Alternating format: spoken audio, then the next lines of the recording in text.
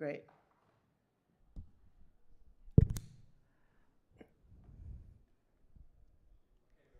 So, like I was saying before, welcome everybody to the final talk of the semester, and welcome Rochelle Feinstein. We're really happy to have you here, and that you're giving us a talk today. If you'd like to start, go on. I will. Thank you. And thank you for the invitation to address all of you. I would like to just say a few things, and I before I launch into the images and so forth. So I just want to introduce the work this way because I've been working for a long time. So just to say, this is an introduction. And in 1987 was a very key year for my work. I realized at that moment I'd had a show that I needed to have more clarity in my work, both for myself, in my working process, and also in what my work was communicating to people who were looking at it. And it was a much smaller art world then than it is now. So it was really face-to-face, mostly personal experience. So geometric abstraction then spoke to me as a powerful, authoritative form in the hierarchy of modernism. A love-hate thing it was for me. As a working class feminist, the question was, how could I punch the form into a shape that could include a conversation about social conditions? So this really demanded a huge overhaul in my working process. And it took about 2 years until I figured something out. So it was 2 years of just kind of drifting through solutions, but I kind of developed a set of guidelines, and they may not make sense in the reading. They make sense to me though, and we could talk about it at any time. Questions, the guidelines are what could be eliminated, what could remain. The grid existed as parallel universe of art and of daily life, and I wanted those universes to be joined. The grid of the stretcher, the weave of the linen were baseline grids to me. It was a place to start. I made a decision to eliminate the brush as an implied gesture of the hand. I wanted only to have new tools to do the job of the painting for me. And I wanted each work to be discrete. I wanted to reject the idea of seriality and make the work more alive, more active, more present in my experience. And so that's sort of the beginning of things. And let's see where it went. I'm going to share my screen now.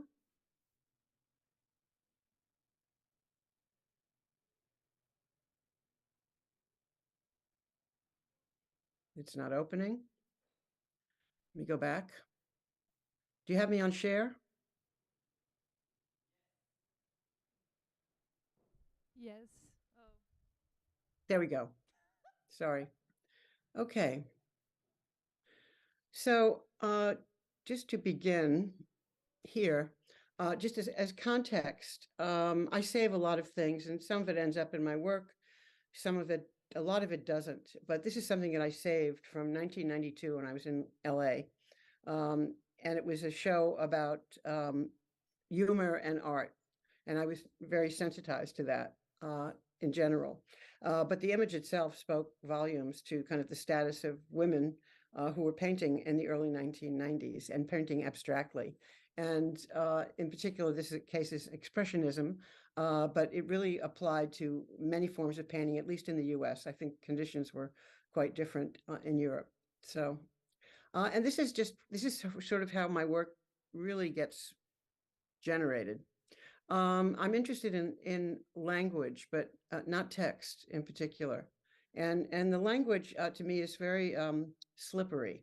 I'm trying to understand something through the language. So these are my drawings. I don't really do drawing unless it's for a specific project. So as I hear things, as I read them, as I encounter them on the radio, on podcasts, wherever, I kind of pin them up. And so I have hundreds of these things. They're not all up at the same time. But demotic speech is very much of interest to me. And by the way, I don't know if you can, I guess there's a Q&A time, so you can't shout out at the screen. So after 87, I took these 2 years to try and figure life out and figure out where I was as a painter. And this was the first piece that I did coming out of that. I had spent a long time actually in Amsterdam and some time in France. And I began to really look at landscape as a construct of nature. and this kind of idea of observation as opposed to structuring something according to not the natural world, but to the construct of the social world, as the Roysdales and so forth in those paintings. So I came back and I had a studio in the country, and I looked out in a meadow, and I decided to just really, using my guidelines, paint horizontally and vertically. I was just following the rules, and it was a field. And as August began to kind of move forward, it was hay, and so there were workers out in the field that were haying the field and getting it ready. They were baling it and getting it ready to become feed for the next door farm. And I ended up with nothing as a painting except a whole lot of green. And it doesn't really, you can't see it in the slides, but there were a lot of different shifts that were happening in the color because it changes in natural light. And so I became really envious of the workers who were going to go home and watch TV and have beer. We didn't have a bathroom. We had an outhouse, and we definitely didn't have TV. But I thought this may not translate well, but when there was analog TV, color bars would come on before, as you're just warming up the TV. And so I decided to paint myself my own TV, and this is called Living Color. So that was really a shift for me in being able to make determinations about the kinds of work I wanted to make and the kinds of language I used and the kinds of associations that might be made with a grid that was slightly different than the kind of very formal gridded geometric abstraction. This is a piece called Flag. It was a dirty dish towel I had in my studio, and I decided to replicate it. I'm just going a little bit at length at these early pieces because I think it's hopefully will set up some groundwork for the rest of the work. And so having done this, received a lot of attention, and mostly, well, it was great attention. All attention is nice. So this was good attention. But what bothered me a bit is that it was sort of the work, because I used a dish towel, which had been a very fine linen dish towel. I became like a domestic. Domesticity was my subject matter, which was not the case at all, because I did not want to be defined by any particular subject matter, but I was interested in subject matter. So I get all sorts of things in the mail. People mailed me things, scraps of things, and it was before internet, well, really. So I did this piece called Find Your Own Damn Voice, which has these stickers, which trace the history of my working with the grid from the bottom to the top.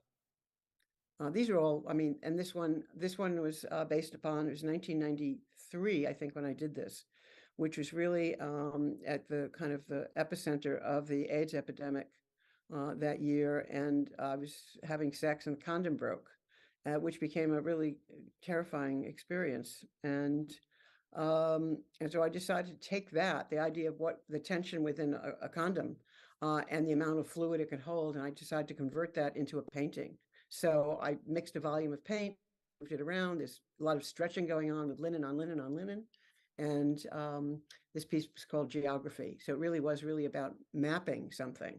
It was the map of an experience, and it became a process. This is, I think, the very early triptych, Sucked, Tucked, and Fucked. It was in 97, I think, around the time that plastic surgery, reconstructive surgery became cosmetic. And all the women's magazines were featuring it. So I decided to really use the principles of sucked, tucked, and fucked, sucked and tucked and get fucked. So there are three very large pieces. The first one weighs about 55 pounds. It's a continuous pour of imagery, and it's all nailed into this kind of netting, which is like fat.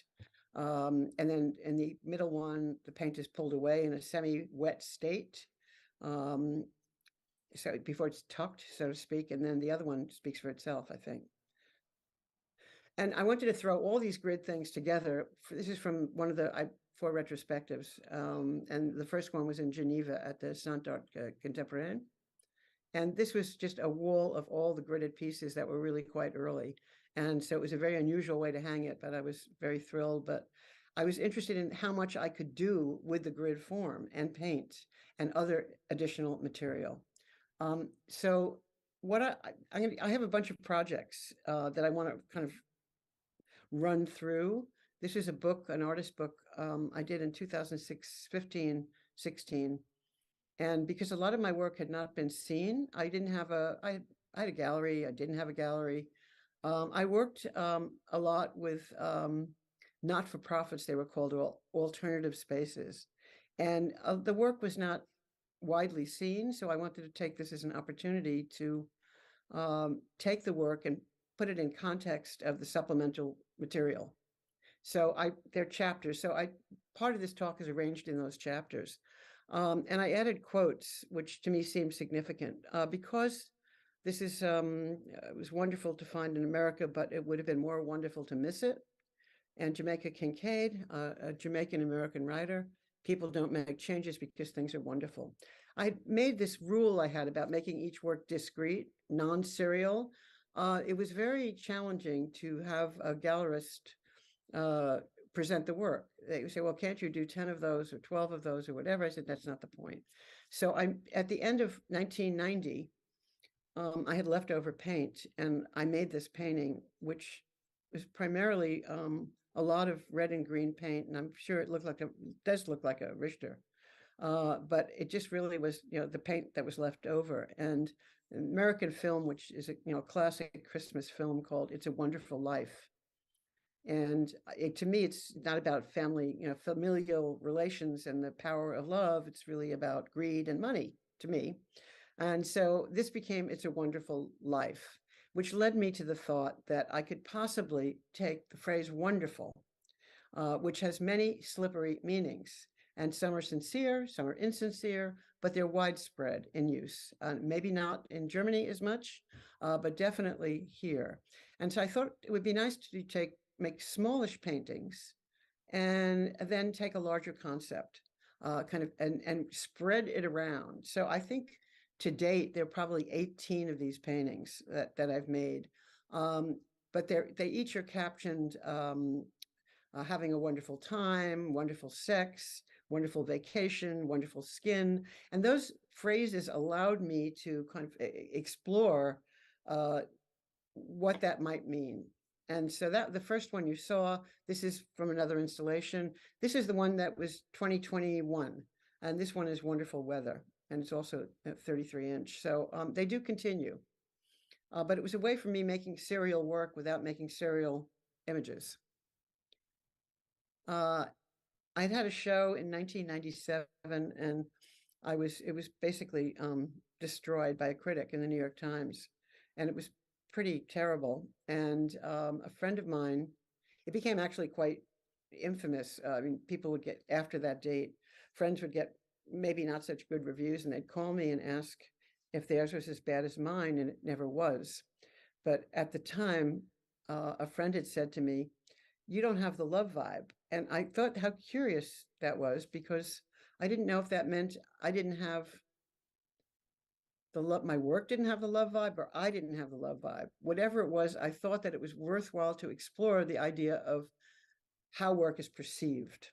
And so I developed a font. I think I had the font. I developed it for something else.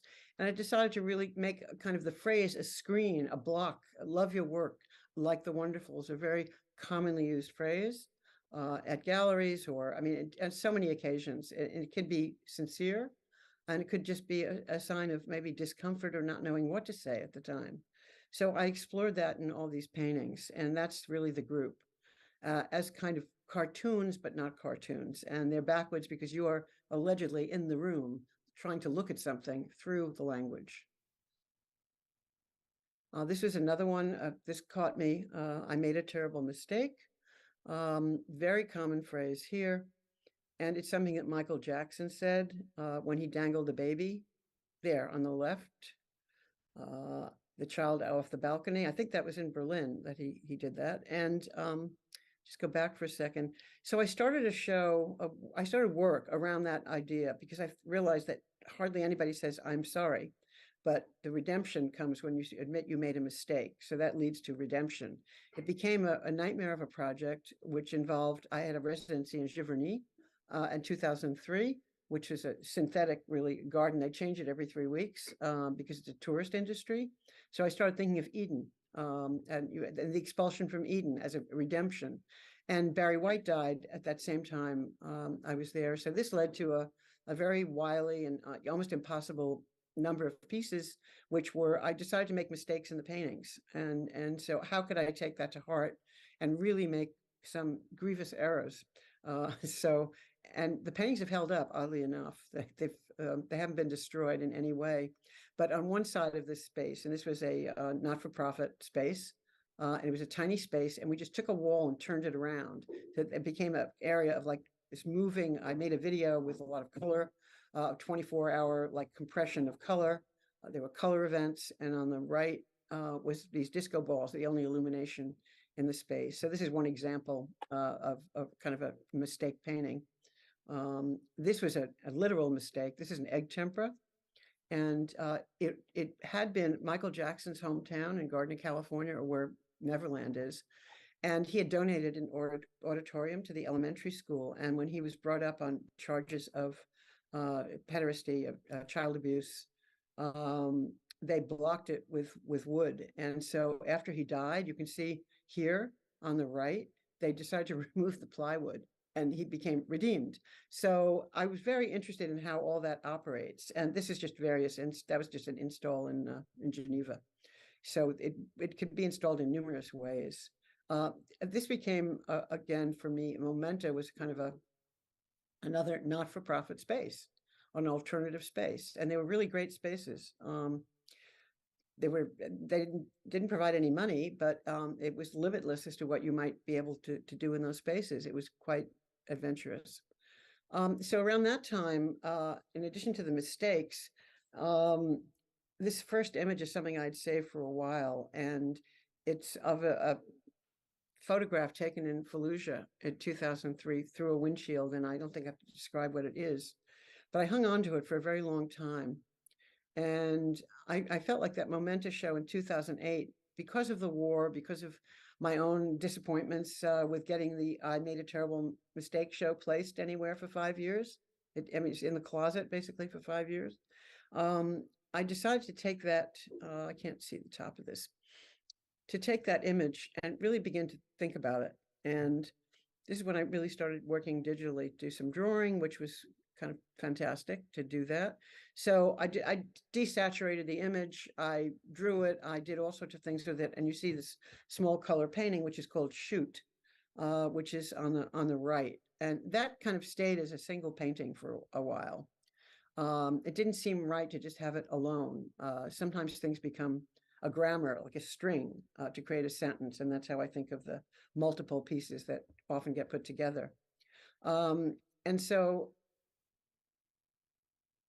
here we go. The previous thing is also something I worked out. And the phrase, which the art in our day there on the right, this is from the sketchbook, was something that I read that Zulutu Mtetwa, a South African photographer, had mentioned. He said it. I read it. And I thought it was a very important phrase. Art in our day is not done for art's sake. I broke it up, of course, etc. And I thought, where's painting in this? Painting is left out. Like it doesn't question issues regarding or related to global processes, industrialization, identity, gender, and so on. I thought, yes, painting does. Painting can be very present. I'd like it to be anyway. And that's just me. But I also said, how would I do this? So I kind of took this kind of fake poster. I used the cheapest color I could, for printing. It's the lowest end of like menus and, posters. And some of you maybe even used this in, very quick offset prints. And so that led to this whole triptych, which took a few years. So I think you can see what happened with the poster, and it really, there's a color run. It's like a red, yellow, green, and then it's in opposite is in the text. And there's Shoot in the middle. And then on the far right is the third component, which is made from gold and aluminum leaf, which I feel like it may indicate something to me of something either being assembled or disassembled. So it's in this state of flux, and I was thinking of a wall. So, and these are other, obviously from John and Yoko, 1974. War's over if you want it to be. I just took the love thing and went for it. And it's right, the one on the right is Those are silk screens. It was a very small edition of silk screens on Mira board. I mean, mounted on canvas. And the title is Love is Over in the 11 Languages of My Ex-Lovers.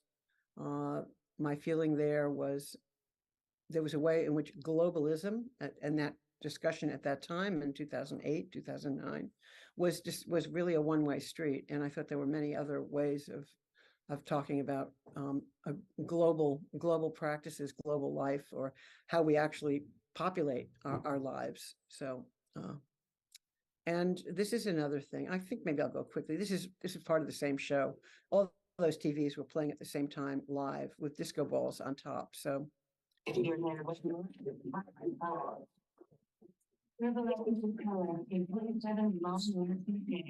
And that's what that's like. And this is a piece that has been ongoing since 2003, and it's called Hotspots.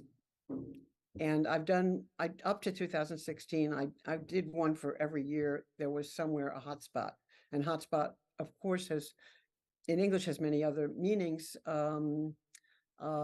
And so I used it in relationship to the multiple of meanings. I mean, we could use it now in terms of most recently in the pandemic.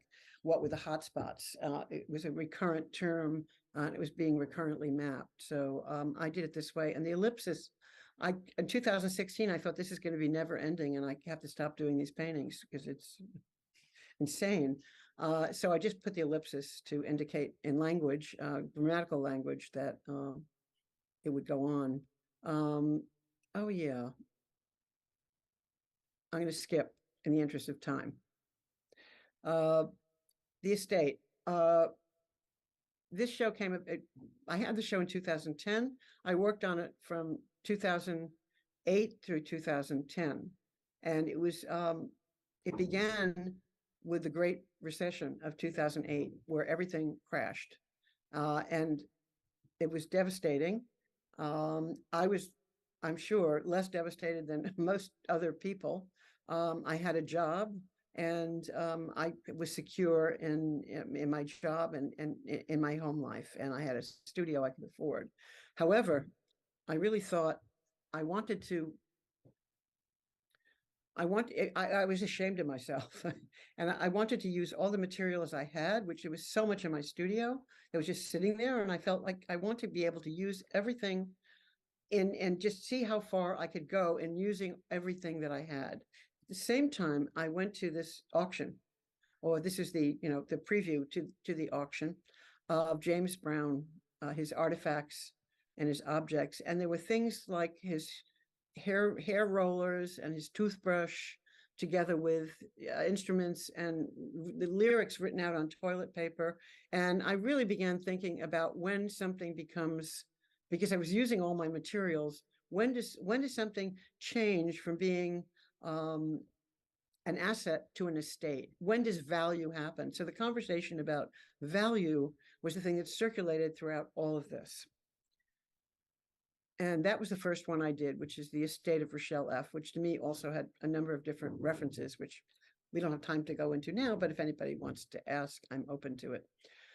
This was something I actually bid on the left, which was what he would be put on his shoulders when he was pretending to leave the stage, and his factotum would come and drape one of these many robes or banners on his shoulders. But instead I made a painting. So what I want to address here is only that I started out with a lot of material, and so the rule was use the material and then maximal material, minimum gesture. As I started running out of material, it became the reverse.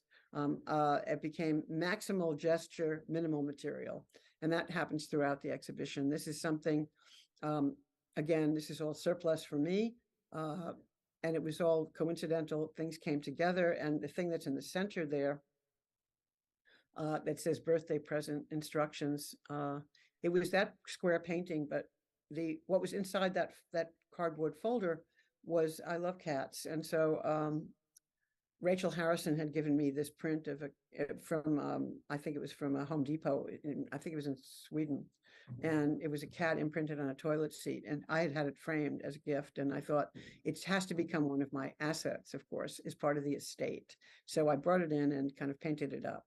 I did also my own catalog. No one would show this work, by the way. I mean, people say, you're not dead. How can anyone understand this? So this is basically a shot of what was in the studio at the time I started the project. And those little kind of diagrams indicate what things became. So it became a hand-drawn catalog. And this is one of the pieces in the show. This is something I'd saved that piece of paper for a very long time. This is called Nude Model. And it's from Craigslist here. I think they're worldwide, although I'm not sure. Somebody advertising for a nude model needed for an abstract painting. So finally, because of the estate, I had to include that in something. So I made that painting out of all sorts of styrofoam, and there's a trompe l'oeil, shadows painted, and it was fun. And this is another installation of the estate. These are all the drawings below and the paintings on the top. Not all of them, but it does continue beyond the frame. Enigmas. Yeah, what does anything mean? This is where language is really key for me. Those are my cats who had died. This piece is called Today in History. And it's the top and the bottom, those images are digital, so they're on vinyl. And I took the photograph, just a kind of randomly taken photo of the kitties, and used that kind of diagonal as a key to making the whole painting. And part of the work is their chair that they use to scratch on. And then I heard a phrase, in anticipation of Women's History Month. Here, March in America is Women's History Month, which is a kind of a like this right now, we're in Black History Month. So it's ludicrous to kind of have a month celebration when everything is going on as usual, and worse, in fact, here. So I made this painting in anticipation, and there are little buttons which come from Disneyland and other places. So I decided to make my own buttons. And so the image of the painting is reproduced in a button form. And on the right is a pile. Every year I make buttons. I make more buttons for that year because really nothing has changed, or very minor changes have taken place. And I keep adding to it as if it's a time capsule. That was the woman that worked at Whole Foods. I liked her flair there. So how am I doing on time? Let me see. Okay. I'm gonna go quickly. I had a residency in Accra, and I was there for about 2 months, and working with two different groups. One, a group of artists, another, a group of people that lived in an area that was really on the outskirts, in Accra, but very much on the outskirts. And it was very, very impoverished area. And those people would come with their children and so forth to a printmaking workshop that I gave. And we had no running water and no electricity. And which is in really contrast to other parts of Accra. And when I got back to New York, my very well-informed friends said, they asked this question, how is Africa? Which really irritated me, because Africa is a continent. And there are 55 nations that are part of Africa. So I decided to answer the question. I brought back one newspaper with me, which is the Daily Graphic. I decided to really respond to that and use this newspaper to make drawings. And what you see on the right is the little Post-it thing on top of all the newspapers, which do appear whenever the painting shows. And these are the drawings and whole. And these are a sample of the conversion into like newsprint. And I think it's a 15-page newspaper. And it ended up using the newspapers as kind of a decoupage, which is really used. It's been used in America and still used in very poor conditions as kind of wallpaper. And so it certainly was the case in Accra. So that's that. And there it is with a bunch of other paintings. And the question, it's part of the enigmas, the how is Africa as a question. So these works Today in History, they were all part of a group of works. The project was called the Enigmas. This is something that is called, I went to the Museum of Modern Art, the Artist is Present exhibition, and had many thoughts about it, and none of them were really very good. And so it really stuck with me because the Abramovic method became a brand. with lessons, and Lady Gaga would go up to Hudson, New York to explore the method and so forth. So I decided to really work with it and see, as a painter, how could I make iterations? How could I reiterate, duplicate? What would happen taking one image and trying to kind of perform it, to really perform the painting? So what you see, verbatim hoc moda, is just an anagram of the Abramovic method, but it does sound like it's a real thing, which I like. Latin, very classy. So these are the 5 paintings that came out of the project, with the drawings below. And this was installed at Gesellschaft in Hanover. That's the first painting, which is a real Polaroid inside. And that Polaroid was done from the fucked part of the suck, tucked, and fucked. And I save a lot of stuff. This painting was a fantastic experience, because I was working at Radcliffe Institute for Advanced Study, and I connected with a physicist and a historian there, and they were working on a copy. She was working, Winnie Wang was working on a project in Dauphin, which is the Chinese village, which are all copyists. So they would do Ankara, they copy that, they copy El Greco's. It really, so I decided that I wanted to get in on this, and it became part of the project, of course, because I was working on the performative painting. So we sent the files to Dauphin, and a correspondence followed. That was the original thing that was going to be copied in Dauphin, which is my friend Andy's. John Stewart Curry, American painter of the West. And this was an example of how we tried to understand what was going on in the painting. So I couldn't correspond directly with Mr. Yin, who made that previous painting, but it was a really fascinating project to work on. And then we've come up to around 2017. It was after the Trump election, and all sorts of wonderful things happening here in America. And the show was entitled "Who Cares?" And as part of that, I really wanted to make work that addressed this notion. So on the left is actually it's an archival print, and it was done almost to scale on a 40-inch Hasselblad, and it's a 50-inch painting. I used, then you see in the center, I started really working with those drawings that I make, the flashcards. And on the left is the actual painting. So I'm going to go back for a sec. Whoops. That's the photograph. That's the painting. And then there's the desaturated painting made into new kind of halftone dots. It's been halftone as if an old-fashioned newspaper would be. And the question really is, who cares? I mean, whether it's a painting, whether it's newsprint, whether it's a photograph. And I just have been exploring that. And this project has gone further, but I don't want to talk about that right now. This was at Kunsthaus Baseland, very large curtain.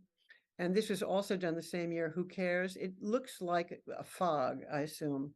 I didn't even know what I was doing when I was doing it. But at the very bottom right, I realized once I had this fog, it really located where the latitude and the longitude of where the White House is. Which was completely, the whole idea of like the presidential authority was completely obscured, twisted, and deformed at that time. So that was my ode to Trump. The Week in Hate, trying to contend with what was going on. And this is a stamp that's used. I was living in Rome that year. This is in 2018. And the name of the show is Rainbow Room, the Year in Hate. And I've used the rainbow colors, the prismatic colors. It's such a sign of hope and aspiration. And I don't feel that way at all. But I wanted to use to use that palette in a way which would, I really almost solely use that palette for quite a while. So this is the Rainbow Room painting, and the green, nothing is really arbitrary in my work for quite some time, but that green comes from that. So rather than make a landscape painting, a rainbow around the landscape, I chose to use night vision from a bombing, and that was that. And then a sequence of photographs, a small edition of photos in which there was a rainbow in which the sky was converted into shit. So it's called Richard of York Gave Battle in Vain, which that all is it's an acronym for the 7 colors of the rainbow. That also led to The Year in Hate, a sequence of paintings using images of boxers. I'm a big boxing person, so but these were from like 1936 to 1945, all in Rome and Milan, and they were professional photographs. And so I decided to use them for my calendar of The Year in Hate. Amazon became a very big issue for me, has been for a long time. I'm working on an ongoing project using cardboard, ceramics, a number of things, but in particular, getting drop cloth ordered from Amazon to put on the lovely floor in Rome, this beautiful terrazzo floor. And I decided to make them into paintings. What's important to me here is that it maintains the grid, the fold. I can fold them up. They can be shipped in a box very easily. I don't have to bother with anything, no pro formas, no nothing. So these two started with, it turned out the one on the left was the first one, and those are the colors of camouflage. But you know, camouflage colors change for each war. The one on the right followed later. That came after I got back to the States in 2019. And that was the for Desert Storm. Those are the colors of the camo for Desert Storm. And there they are in Mönchengladbach, just sitting there inert. I love that they fold up. And then 2020, we're into the pandemic. I did a show called Fredonia, and you'll see why in a second. It was in Miami. I had a wonderful gallerist I work with there, and we were all in lockdown, and she called, she said, "Is it crazy?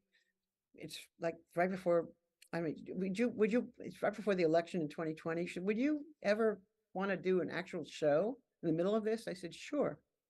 So we did this show, and it was informed for me by this kind of parody, a satire done in 1938, I think, maybe a little earlier, called Duck Soup. And this is just like a 1.5-minute clip. And you guys are going to flag me if I'm out of time. 30-minute mark. That was okay. I'm good. Thank you. So I'll just give you a tiny bit of background on this. Rufus T. Firefly, which is the character that Groucho Marx plays in the film, is brought to this country to become their new ruler, their new dictator, because they've run out of steam and they need some fresh, meat. And so this is his arrival in it, and I'm going to just go ahead and play it now.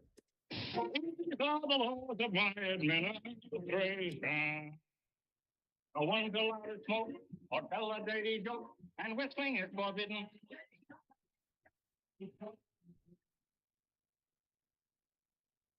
If chewing gum is chewed, the chewer is pursued, and in the hoosegow hidden. If we chew to chew, we'll be pursued. If any form of pleasure is exhibited, report to me and it will be prohibited. I'll put my foot down, so shall it be. This is the land of the free. The last man nearly ruined this place. He didn't know what to do with it. If you think this country's bad off now, just wait till I get through with it.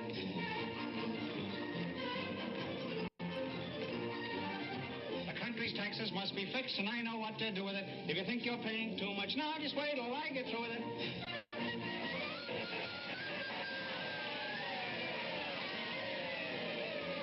I will not stand for anything that's crooked or unfair. I'm strictly on the up and up, so everyone beware. If anyone's caught taking graft, and I don't get my share, we stand them up against the wall and pop goes the weasel. So everyone beware.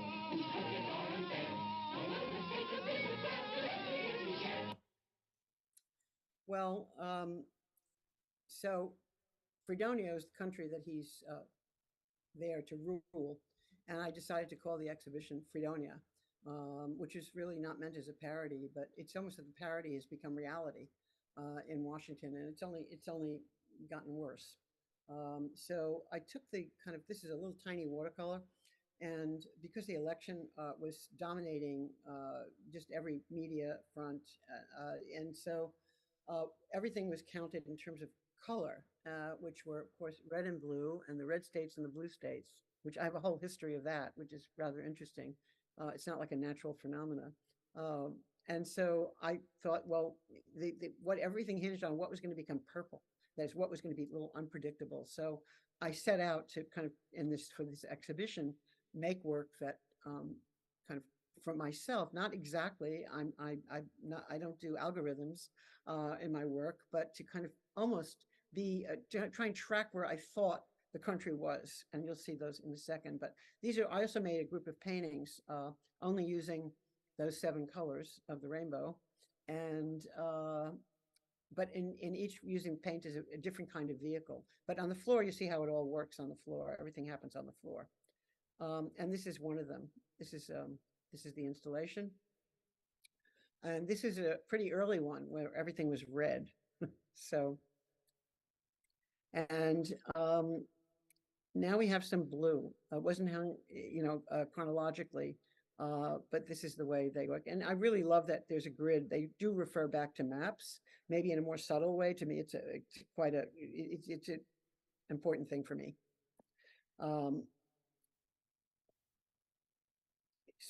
So this is all, again, the installation, and this is the last one that I did, which is really a kind of a chaotic rainbow. It's all, again, all those colors.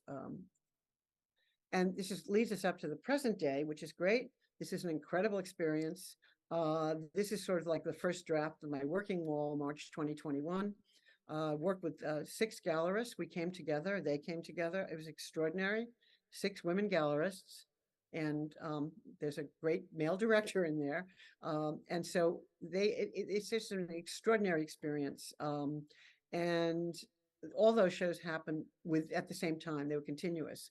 But what I had to do, basically, I said, okay, dealer's choice, like a poker term, right? And I said, you guys, you figure out what work you want to show from the whole inventory, the whole archive, and then I'm going to figure out how to make a show out of it with contemporary, with new work.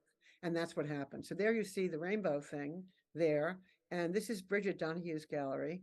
And here it's a mashup of work from 1990 to 2021 all together. And it happened in each gallery. I have a few images from each gallery, and there's a lovely pile of those plein air. I call them plein air because they get shipped. They're outdoors. The only outdoors they experience is traveling. So it's an ironic phrase to me. So there's that. Next, 3 blocks from Bridget Donahue Gallery was one of the other gallerists, Candice Mady, a very different space. And I couldn't really, they had to be 2 completely different shows. So Candice chose this work, early work called Flower. When I first started experimenting using other tools and thinning out the paint, and to me, it was like a gridded flower. And I had done a large edition of photographs, which I then put onto I printed on a curtain. I printed some of them anyway, but the whole theme of the show became nature or flowers, but in my way. This is a cardboard. It's all made. It's called gyre. It's made out of cardboard, canvas. It's mounted on cardboard. Say, again, another piece, kind of again using the cardboard, and I'm speaking very indirectly to the environment. I'm not an environmental artist. I'm very aware of how commerce affects the environment, and there are my little pansies. So this is Francesca Pia's. One of the issues about this work done for you again is it was done during the pandemic, and there were 2 things that were one very prominent thing is that touching became something very fraught, very challenging. Nobody wanted to touch, be near. We were separated. And I started really thinking about kind of minus tactility and how I could make work around that, around the non-gesture, the non-tactile, and still make work. So there's the 7th one. Oh, and on the right side is the most recent plein air, and that's it's all leaf, gold and aluminum leaf, which is kind of like peeling. I mean, it's stable, but I did it deliberately. And there's Love Is Over. Francesca chose pieces that were kind of shiny. So I thought, okay, that gives me a key into making a whole show. And these are 2 pieces. They're both digital. And I'll show you that. The one on the left, it's pretty large. I mean, it's a large space that the previous image was in. So there's that. It's a fan, it's a scan, it's a one-to-one scan. There's a huge scanner that I work with. And it's of a fake fur, and it makes the most amazing pattern. But you can't touch it. It looks delicious, but it's not, it's all below. There's nothing there. And the one on the right are these very small, like scraps of paper where I wipe my brushes off. And they're again blown up and enlarged and collaged. Because gesture is something that I kind of have very many thoughts about, as you'll see. This is a Campoli Presti in Paris, beginning with One of the Wonderfuls, A Wonderful Place to Live. And then as I think that's on, can't even remember. There are 3 digital pieces there and 1 hand-done piece. One is on aluminum, another one's on canvas, and the other one's on dye bond. So they each produce different qualities in the painting, but they're all about repetition of gesture. The same thing over and over again, as almost if it's comes from a mold. This is Hannah Hoffman's, where she took the largest pieces, the multiple pieces, and we installed them together. This is a 4-part piece called Homesteady, using different kind of methods of painting, whether it's stripe, planar, abstraction, grid, or pour. So it comes from different kind of things. It's an earlier painting. This is one is a digital print of cardboard, and the other is an oil painting of cardboard. They're my 2 minimalist pieces. They actually are much closer together in color live. It's very hard to photograph them. To the sheen. This is a really wonderful, a happy accident, a Felix Culpa. I really work with serendipity all the time. Things just happen. It's wonderful. We went to look for something to line the fabricated trolleys on, and we went to this place called Linoleum City, and there's something was sticking out, like a roll of this huge rooms of carpeting on rolls. And I picked up this carpet, and the name of the carpet was Abstract Vibes. And I thought, that's it. So this is actually a digital print and the carpet itself, which has been bound, and it's a diptych. I mean, you don't have to, the other one, I mean, you couldn't make it up. I mean, it's abstract. Anyway, these are very, very recent. These were just down in Miami in December. And this one is called Lorem Ipsum. They may look familiar from the piece at Francesca's, the gesture, but this is broken down into 3 different components, and it's silk screened. It begins with a silk screen, 1-color silk screen on muslin, which I then mount and I repaint, and there's a lot of stuff that happens. This is the last image, and this is called Cubomania, which is actually a thing. This is a different image, similar image, but we did a whole lot of fun printing with these Japanese papers, which are in color, and it's Cubomania, which I can talk about later. So how am I doing on time? I'm done? Yeah, Stop. thank you so much. That was great. We will post a link to the Zoom in the YouTube thing.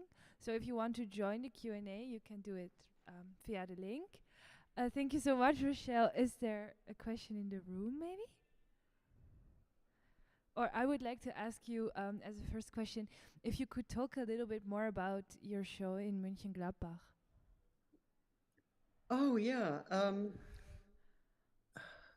It was a group show, and I think it had a wonderful name. Elisa